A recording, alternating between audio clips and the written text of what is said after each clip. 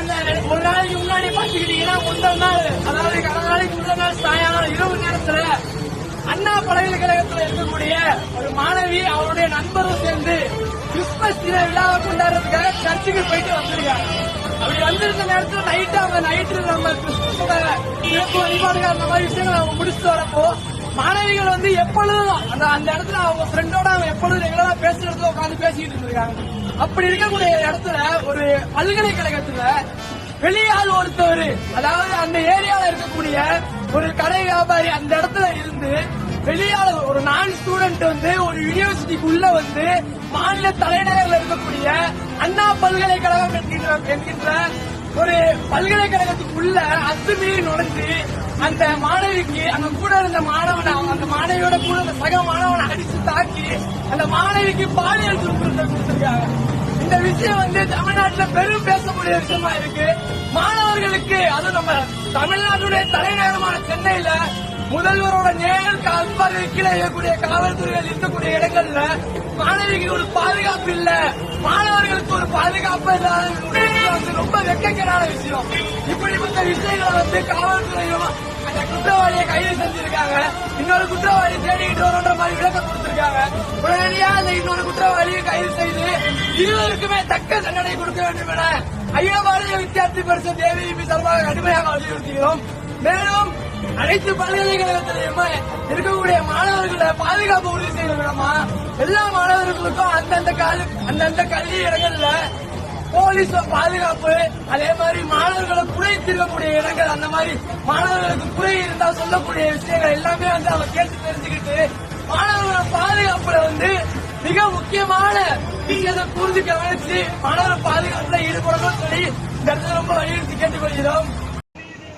நீதி வேண்டும், நீதி வேண்டும், நீதி வேண்டும், நீதி வேண்டும், நீதி வேண்டும், நீதி வேண்டும். பாதிக்கப்பட்ட மாணவிக்கு நீதி வேண்டும், பாதிக்கப்பட்ட மாணவிக்கு நீதி வேண்டும். வழங்கிடு வழங்கிடு வழங்கிடு வழங்கிடு, நீதியை வழங்கிடு, நீதியை வழங்கிடு. மணிப்பூர் பற்றி பேசும் அரசே, மணிப்பூர் பற்றி பேசும் அரசே, தமிழகம் என்ன செய்கிறது, தமிழகம் என்ன செய்கிறது? அரசே இங்கு உறங்குகிறதா, அரசே இங்கு உறங்குகிறதா, அரசே இங்கு உறங்குகிறதா, அரசே இங்கு உறங்குகிறதா? வழங்கிடு வழங்கிடு வழங்கிடு வழங்கிடு, பாதிக்கப்பட்ட பெண்ணுக்கு நீதி வழங்கிடு, பாதிக்கப்பட்ட பெண்ணுக்கு நீதி வழங்கிடு.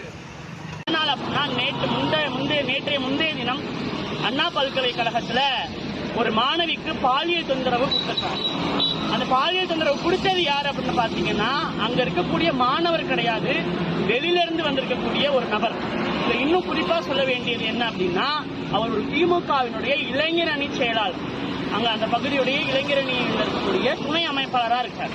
அப்படிப்பட்ட ஒரு நபர் வந்து பல்கலைக்கழகத்துல வந்து ஒரு மாணவிக்கு பாலியல் தொந்தரவு கொடுத்தார். இந்த தொந்தரவை ஒட்டி அந்த பெண்மணி போய் என்ன பண்ணிருக்காங்க அப்படின்னா புகார் கொடுத்திருக்காங்க. இதுக்கப்புறம் அந்த புகாரை அலட்சியமா எடுத்து அந்த அரசு அங்க இருக்கக்கூடிய காவல்துறை அதிகாரிகள் நடத்திட்டு இருக்காங்க. அந்த நபர் யாரும் கண்டுபிடிக்க முடியாத நிலைமையில 2 நபர்ல ஒருத்தர் தான் கண்டுபிடிச்சிருக்காங்க. இன்னொரு நபர் யாரு அப்படின்னு சொல்லி அந்த ஒரு நபர் ஞானசேகரன்றவர் ஒரு திமுகவுடைய பொறுப்பாளர் கூட. இரவு நேரத்துல பல்கலைக்கழகத்துக்குள்ள ஒரு திமுகவுடைய பொறுப்பாளருக்கு என்ன வேலை? ஒரு எம்எல்ஏ வந்து அந்த அண்ணா பல்கலைக்கழகத்தோட சிண்டிகேட், திமுகவுடைய எம்எல்ஏ சிண்டிகேட் அப்படின்ற வாசி தான் அங்க திமுக ஆட்டம் வந்து அதிகரிச்சுக்கிட்டு இருக்கா, இந்த மாதிரி அக்கிரமங்கள் செஞ்சுக்கிட்டு இருக்காங்களா அப்படின்ற மிகப்பெரிய ஒரு கேள்வியா இருக்கு. அரசு அதிகாரிகள் கூட அரசாங்கத்துக்கு வேலை செய்யறாங்களா இல்ல திமுகவினுடைய ஸ்டாலினுடைய குடும்பத்துக்கு வேலை செய்யறாங்களா அப்படின்றது மிகப்பெரிய ஒரு சந்தேக கேள்வியா இங்க இருக்கு. மாணவர்களுடைய பாதுகாப்பு குறிப்பாக திராவிட மாடல் அரசு வந்ததுக்கு அப்புறம் சுத்தமாகவே தமிழகத்தில் கிடையாது அப்படின்றது இந்த மாதிரி பல்வேறு விஷயங்களை நம்ம பட்டியலிட்டுட்டே போலாம். மாணவர்கள் தினம் இது மாதிரி திமுக அரசுடைய அரசியல்வாதிகளாக இருக்கட்டும், ஒரு சில ஆட்களாக இருக்கட்டும், அவர்களால் வதைக்கப்பட்டு இருக்காங்க. இந்த அகில பாரதிய வித்தியார்த்தி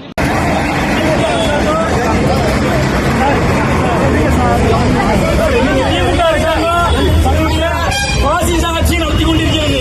மாணவர்கள் காரணமே அவங்கதான். ஆனால் நம்முடைய அடக்குமுறையை கையில் வைத்துக் கொண்டு மாணவர்கள் போராட்டத்துக்கு அனுமதி மறுத்து ஏபிஎஸ்சி கைது காலையில் அதிகாலையில 4:45 ஏதோ தீவிரவாதியை கைது செய்த போல ஏபிஎஸ்சியுடைய மாநில செயலாளர் வீடு போது கைது பண்ணியிருக்காங்க. அதான் ஏபிஎஸ்சி மாணவர்களுக்கு ஸ்டாலின் கண்டிப்பாக பதில் கிடையாக வேண்டும். ஏன் திமுக அரசு ஏபிஎஸ்சி